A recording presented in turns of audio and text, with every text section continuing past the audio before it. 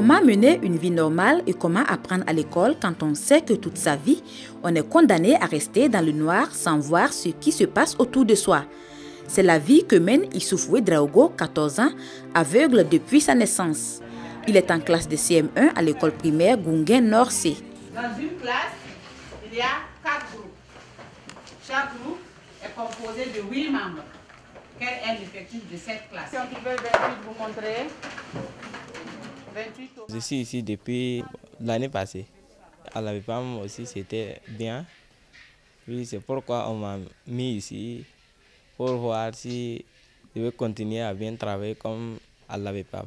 À la BEPAM, une classe spéciale, on appelle la classe d'observation. Là-bas, on commence à et on montre comment écrire. Bon, on montre les trous de la tablette qu'on utilise, les poinçons, les cubes, les cubalitum. Comme ça, arrivé au CP1, on commence à lire et ils ont des livres spéciaux. Maintenant qu'on utilise ces livres-là pour apprendre à lire en braille et à écrire un peu les lettres. Maïmounata Nassouri fréquente la même école. Elle a aussi 14 ans et elle a perdu la vue à l'âge de 6 ans des suites de maladies. Depuis lors, sa vie a changé. J'étais malade, on m'a menée à l'hôpital. Après, je suis guérie, puis mes yeux là sont gâtés. Mais j'avais peur.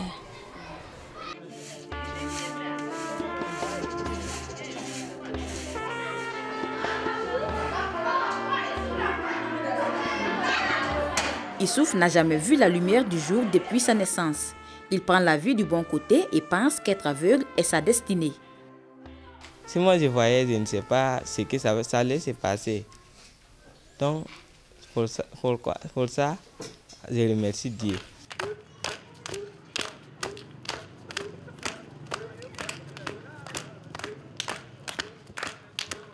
Contrairement à Issouf, Maïmounata a goûté au plaisir de jouir pleinement de ses facultés visuelles avant de tomber dans la malvoyance. Elle ressent plus ce changement et regrette le temps où elle avait une vue parfaite. Souvent, je pouvais jouer avec mes amis, courir comme je veux, mais comme mes yeux me sont gâtés, je ne peux plus faire comme avant.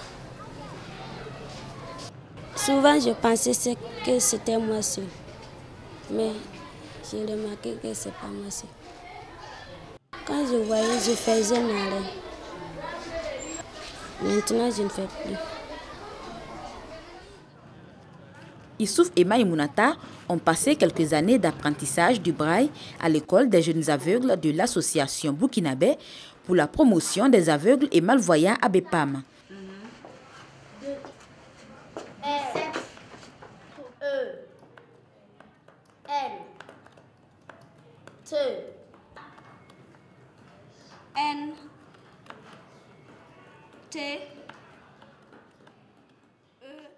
La difficulté majeure qu'ils rencontrent dans les écoles classiques, c'est la non-maîtrise du braille par la majorité des enseignants.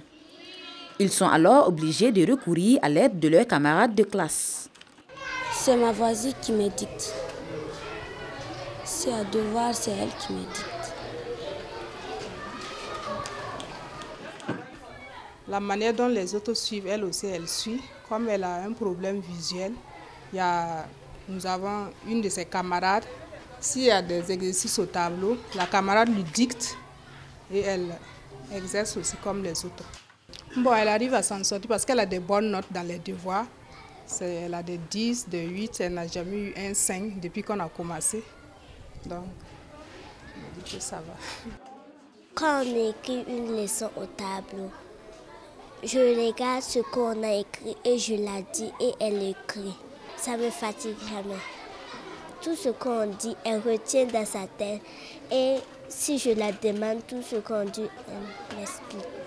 Elle est gentille, elle m'apprend comment faire les calculs. Si je ne connais pas quelque chose, elle me montre.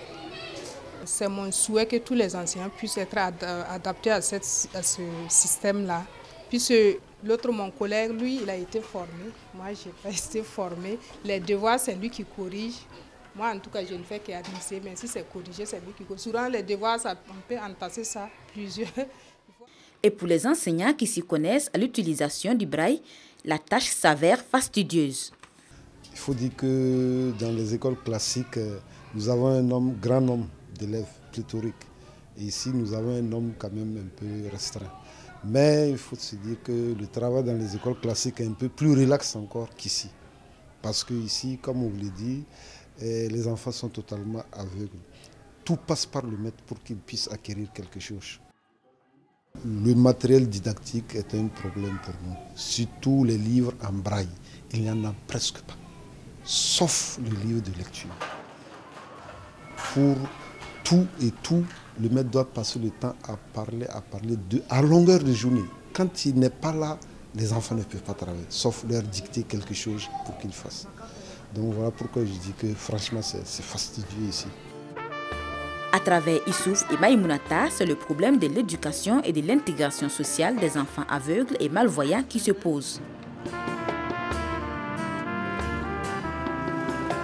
Droit Libre TV, la web télé 100% droits humains, 100% liberté d'expression.